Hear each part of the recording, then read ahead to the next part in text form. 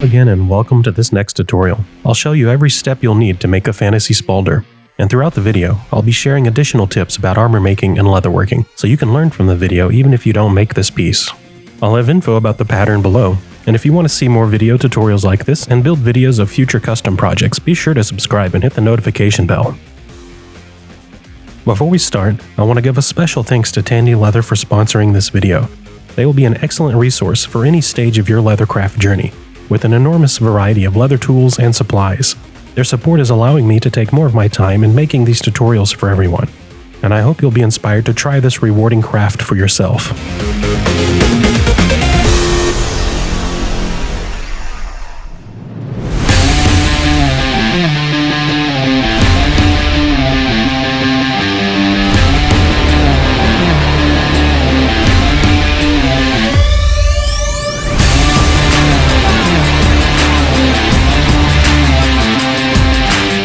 Spaulders are worn on the shoulders and are a smaller variant of Pauldrons.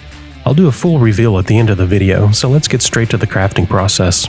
If you're following along with the patterns, the first step is to print and cut them out. Once you cut the patterns, you can trace them onto the leather.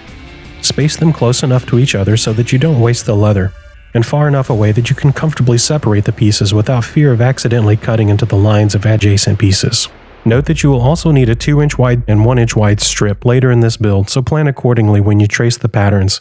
If you scaled the patterns up or down to resize the project, make sure to keep the strap pattern the same size so that it fits the width of the buckle. This design is completely symmetrical, so you can double it to cover both shoulders.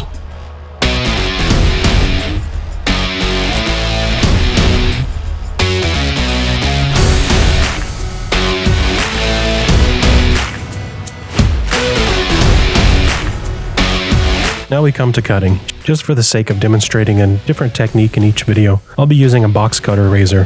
For most people getting started, something like a box cutter or a utility knife will be their starting point, and it was mine as well. The point is, you don't need a fancy pair of shears or head knife or round knife or any specialty leather specific knives or tools to get started. Just a quick tip on this, even if you're using a fresh new blade, I advise stropping or even buffing your blades. It's always a good idea to keep your cutting instruments sharp and polished. Just take your time and try to keep the blade perpendicular with the leather, and always work on keeping your cuts smooth and consistent. It's fine if you need to make multiple passes to cut the leather through. Just focus on the quality of your cuts and the speed will come with time.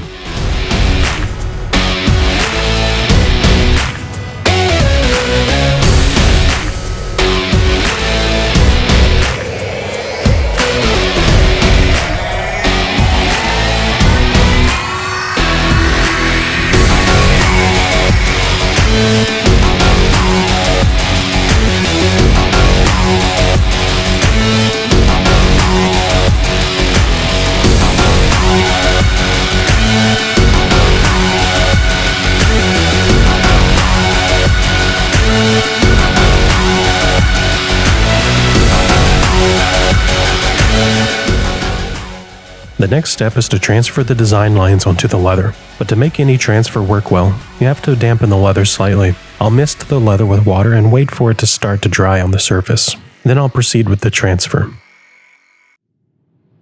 On a project like this with fairly basic design details, I find a ballpoint pen is sufficient to trace over the patterns.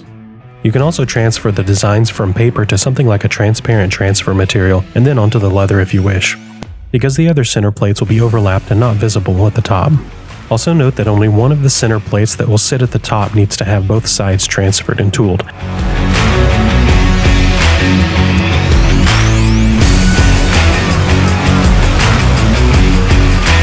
I'm using a wing divider to create a consistently spaced guideline for most of the edge of the border. Also note that only one of the center plates that will sit at the top needs to have both sides transferred and tooled.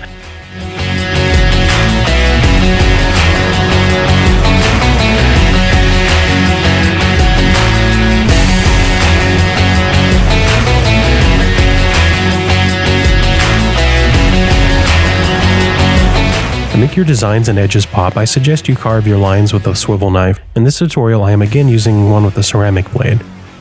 The process here is to wet the leather, and then let it absorb.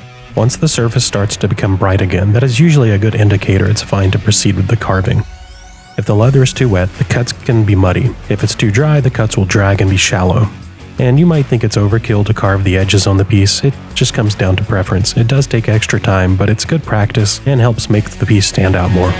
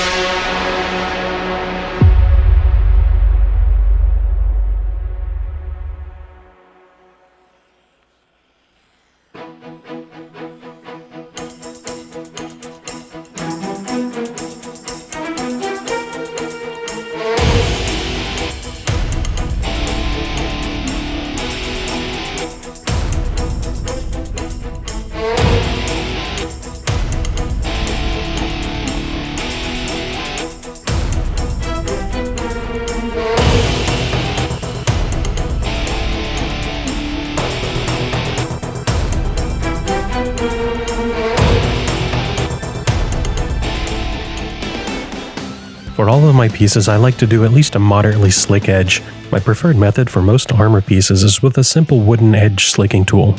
I also have motorized burnishing wheels, canvas, and duck cloth, and so on. We can explore those things in future videos. But with just a bit of attention to the edges during and after the tooling stages, it can give you a great result. Just use a little bit of friction and pressure to compress the edges.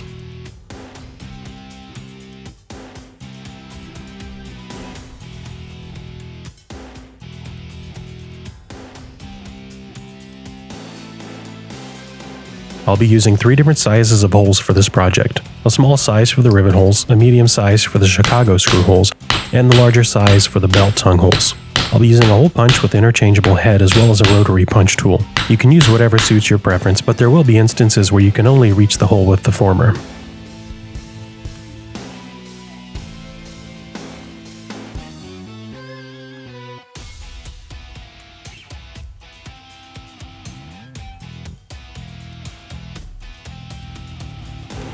For this design, I chose a Pebbler stamping tool available from Tandy. It is one I ground down slightly to have a straight edge to make border tooling as demonstrated here a little bit faster. The unmodified version is great for backfilling larger areas with a pebble texture. I'll also make use of the rounded shape to contour the various barb designs.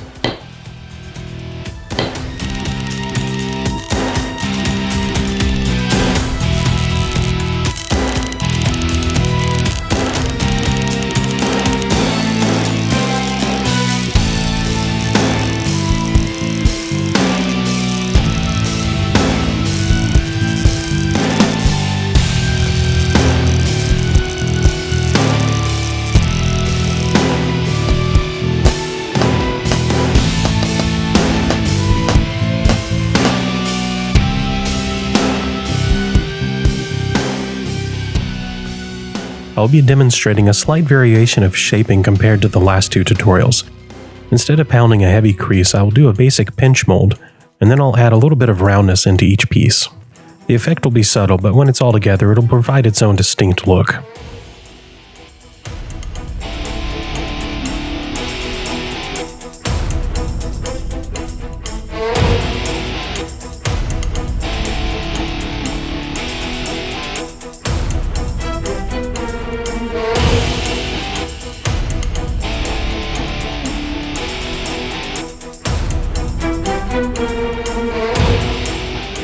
I'm just using my hands to work in the desired shape. To give the Spaulder some extra fullness, I will be dishing the side plates slightly. I would normally use some form of rounded surface, but it's fine to just use your hands. It's an important skill to learn. I'll be demonstrating much more complex wet molding in the future tutorials, so this will be a good primer. The effect for this project only needs to be subtle. The basic concept is to stretch and compress the damp leather in such a way that it begins to have some extra dimension. I'll use the palm of my hand to support the piece and press into it to stretch out the middle area. Then I'll also work on manipulating the edges so they don't end up looking wavy. Most of the shape from this project comes from the design itself.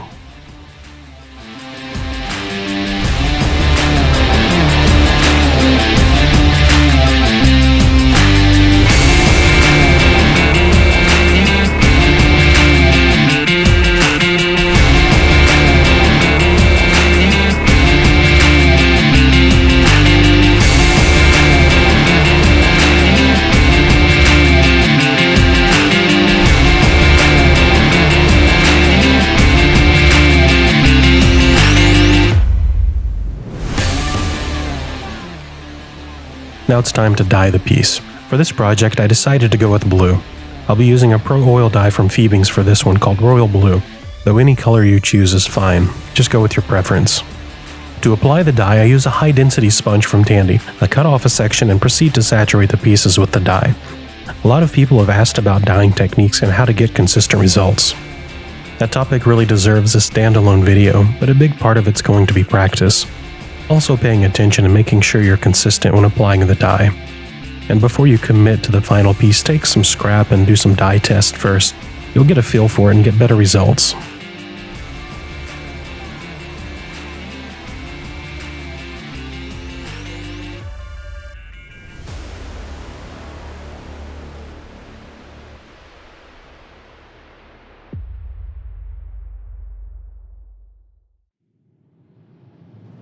Quick side tip. If you work with jugs of dye like I do, it's worth buying some cheap conical water cups like this so you can trim the ends and have a clean disposable funnel for each project.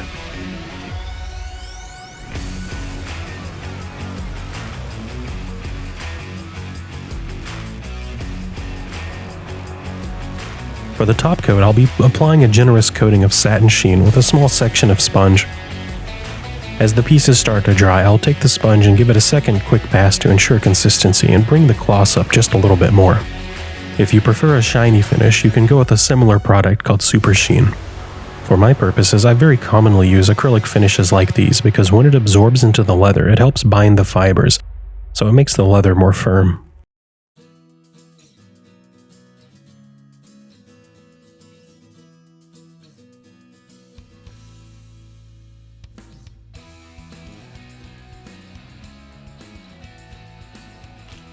So this project has something a little bit different to delve into, and that's buckles. For this project, I chose to go with the 2-inch wide buckle and designed the strap in to go with it.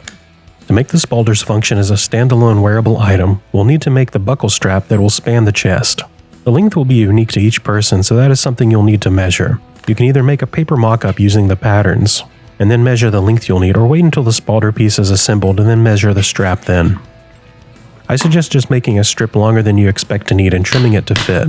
To make space for the buckle, I'll make 2 large holes and cut the space between them with an X-Acto knife.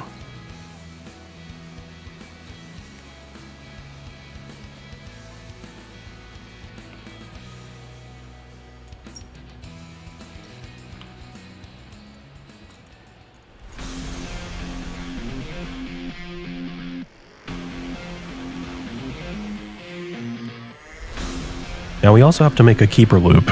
The function of the keeper is to just help keep the end of the strap in a fixed place once the buckle has been attached, same as on a belt.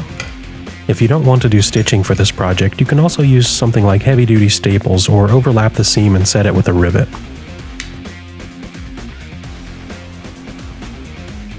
One more new thing here is a bit of stitching, nothing major though. We just need a way to attach the ends of the keeper together to make a loop. First, I'll use some pronged pliers to make some holes for the stitching. You can also use an awl or a pronged punch. To begin the stitching process, I add a few loops at the start for extra support. And then crisscross the stitch over the front and then straight across the back. Rinse and repeat, and end with a few loops at the end as well, and then tie it off.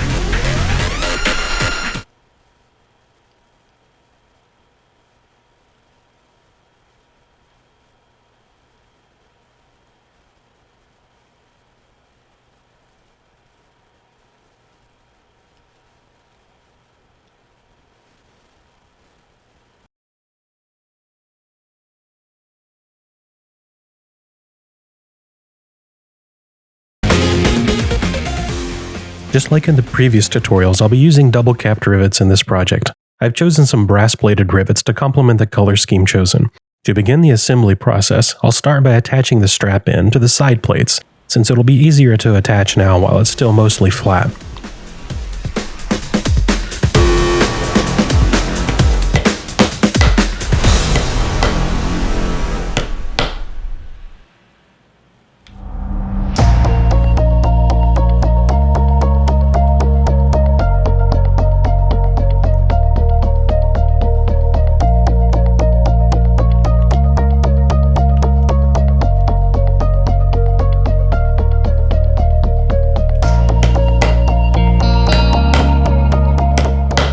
Then I'll take one of the side plates and starting from the bottom, I'll rivet the center plates to it.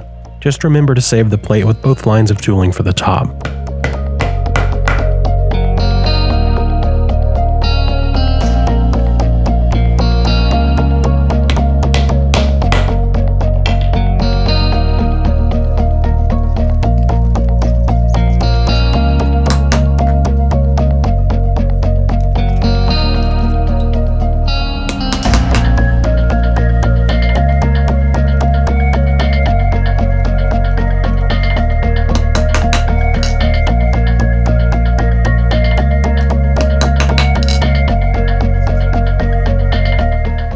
Now repeat the riveting process on the other side.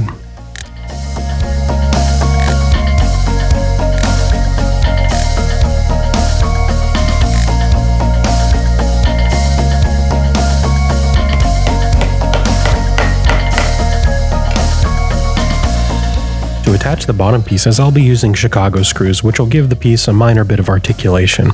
Chicago screws, also known as screw posts, are a way to join the pieces together without being fit tight. So effectively what you have are points where the pieces can hinge on the axis of the screw posts freely. They're also far stronger than the double calf rivets. If you plan to partake in any combat, you might even want to reinforce the buckles with these instead of rivets, for example.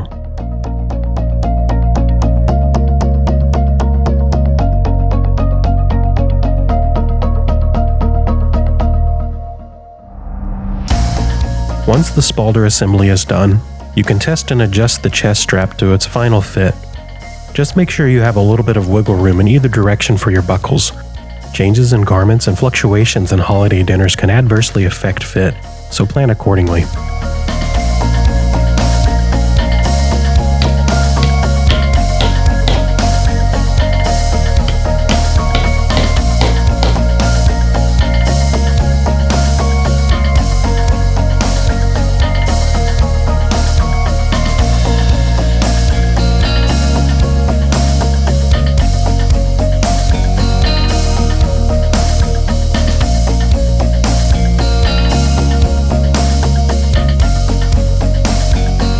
To give this piece a bit of extra embellishment, I decided to go with metallic gold trim for this one.